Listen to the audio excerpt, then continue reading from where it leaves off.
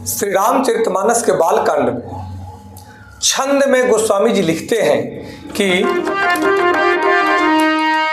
कस कीन्हे बरु बहुराह विधि जेहि तुम्हि सुंदरता दई जो फलु चाहिए सूरत रुही सो बरबस बबू रही लागई तुम सहित गिरते गिरो पावक जरो जल निधि महु परे घर जाऊ अपजस हो जग जीवत विबाहु न हो करे घर जाऊ अपजस हो जग जीवत विबाहु न हो करे। कहते हैं माता मैना अपने पुत्री के वर को देख करके बहुत चिंतित हुई, बहुत दुखी हुई और वे कहती हैं कि जिस विधाता ने तुमको सुंदरता दी उसने तुम्हारे लिए वर बावला कैसे बनाया। जो फल कल्प वृक्ष में लगना चाहिए वह जबरदस्ती बबूल में लग रहा है।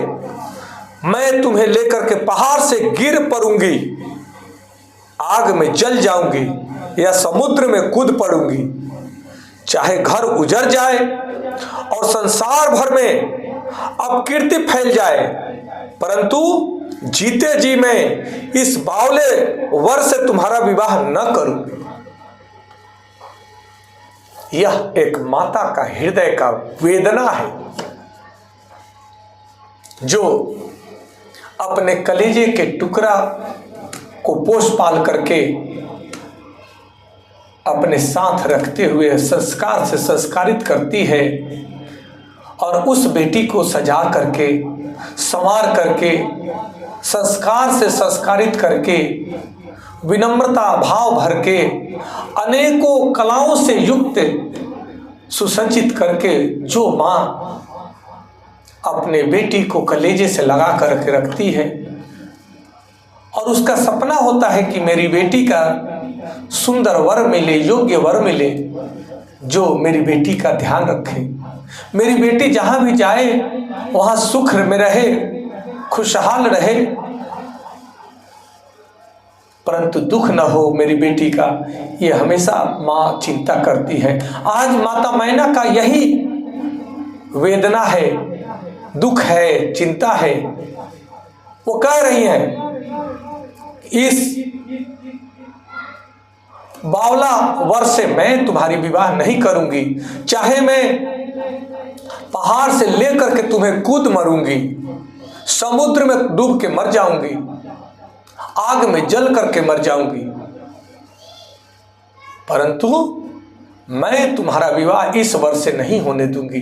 चाहे इसके लिए राजा हिमाचल का या मैना का अपकीर्ति ही क्यों ना संसार में फैले, परंतु मैं यह नहीं होने दूंगी। यह माँ का हृदय का वेदना है। इस भाव को समझने की आवश्यकता है। वो विधाता से कह रही है कि हे विधाता, तुमने क्यों ऐसा किया कि मेरी बेटी को इतना सुंदर बनाया और इसके लिए वर तुमने कैसा वर ढूंढा, कैसा वर बनाया। तुम्हें लज्जा नहीं आई, तुम्हें शर्म नहीं आई कि तुमने कल्प वृक्ष के आगे बबूल का पेड़ लगा दिया। जो फल कल्प वृक्ष पे आने चाहिए वे बबूल के पेड़ से तुमने तुलना किया। ये कैसा तुमने अत्याचार किया। वे विधाता को भी कोस रही हैं। ये माँ का अपना हृदय है, हृदय का वेदना है। कहते हैं कि हम सब के घर में यही तो होता है कि हर माता पिता अपनी पुत्री के लिए सुंदर वर, योग्य वर, संपन्न वर की कामना करता है, ढूंढता है कि भगवान ने हमारी बेटी के लिए वर भी बनाया है, वो कहाँ है। और जिस दिन उसे उसका वर मिल जाता है, सुंदर वर मिल जाता है, संपन्न वर मिल जाता है, सुशील वर मिलता है तो वह आनंद में रहता है, गर्व से कहता है कि ये मेरी पुत्री का सौभाग्य है कि हमारे घर सुंदर वर आए हैं। कहते हैं कि भगवान शिव संपूर्ण ब्रह्मांड के नायक हैं, देवता हैं, सब देवताओं के देवता हैं, परंतु वहाँ विचित्र रूप देख करके माता असहज हो रही हैं। भगवान शिव जी का साधारण रूप जो भस्म, जटाएं, सर्प और तपस्वी का रूप है, वह तो संसार के लोगों को दिखाने के लिए है, ज्ञान देने के लिए है कि अनंत शक्ति, अनंत ज्ञान, अनंत करुणा से संपन्न भगवान शिव कहते हैं कि सबका वास्तविक स्वरूप यही है। उसके रूप पर लोगों ने अलग अलग वस्त्र पहन रखे हैं, मुखौटा लगा रखे हैं, लेकिन सबका वास्तविक स्वरूप तो यही है। वे दिखाना चाहते हैं कुछ और, परंतु यहाँ प्रेम भाव का विह्वल चित्रण है, वो देखना है। माता पिता का प्रेम अत्यंत पवित्र होता है। माता मैना की बातें कठोर नहीं थी, वह केवल एक माँ की चिंता और प्रेम की अभिव्यक्ति है। यह प्रसंग हमें बताता है कि माता पिता का हृदय हमेशा अपने बच्चों की भलाई के लिए ही धड़कता है, अपने सुख सुविधा के लिए नहीं। इसलिए हमें सदैव ही जीवन में सोच समझ कर के निर्णय लेना चाहिए और चिंता करने से पहले भी विचार करना चाहिए और उस विषय की गहराई को समझने की आवश्यकता होती है। वही बुद्धिमान होता है। ईश्वर की योजना हमारे कल्याण के लिए ही होता है। इसलिए कैसी भी परिस्थिति आए उसमें धैर्य बना करके रखना हमारा परम कर्तव्य है कि ईश्वर ने जो भी स्थिति परिस्थिति दी है, जो भी योजना बनाई है, उसमें कुछ न कुछ सबकी भलाई तो है। इस भाव को समझने की जरूरत है।